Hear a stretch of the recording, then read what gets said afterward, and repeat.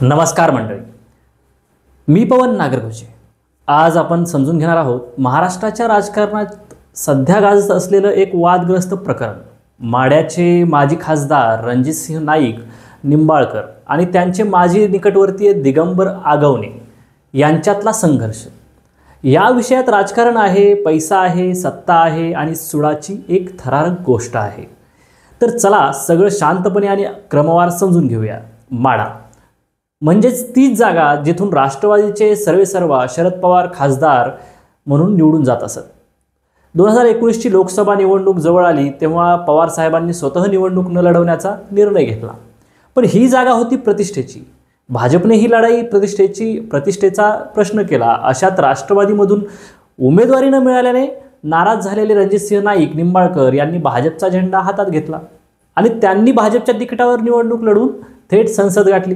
म्हणजेच शरद पवारांची पारंपरिक जागा थेट भाजपकडे गेली आणि इथूनच सुरू झाली एक नवा राजकीय अध्याय।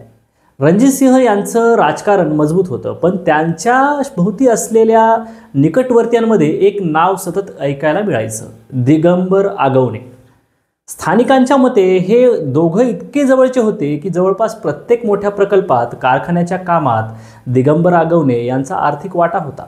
त्यांच्या म्हणण्यानुसार रणजितसिंह यांना लागणारा पैसा पुरवण्याचं काम मी करायचो, पण एका व्यवहारावरून मतभेद झाले आणि त्याचाच शेवट झाला एक गंभीर फसवणुकीच्या प्रकरणात।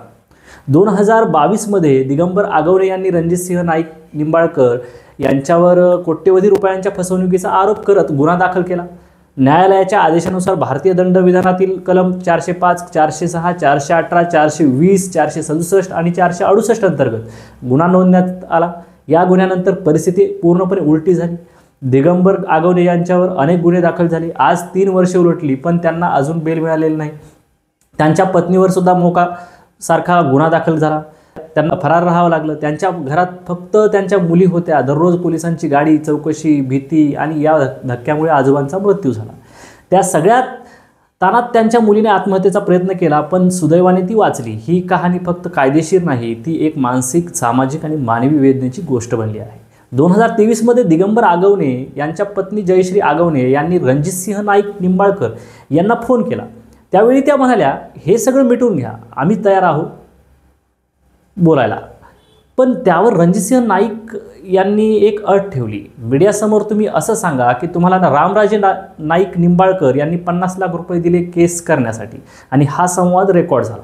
डॉक्टर संपदा मुंडे आत्महत्या प्रकरणानंतर जयश्री आगवणे यांनी ही कॉल रेकॉर्डिंग सुषमा अंधारे यांना दिली।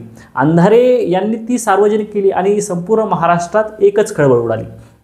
त्यानंतर जयश्री आगवणे यांची मुलाखत जवळपास प्रत्येक न्यूज चॅनलने घेतली। त्यांनी आरोप केला की त्यांच्या कुटुंबावर 420 खंडणी, मोका, ईडी अशा गंभीर गुन्ह्यांचे डोंगर लादण्यात आले।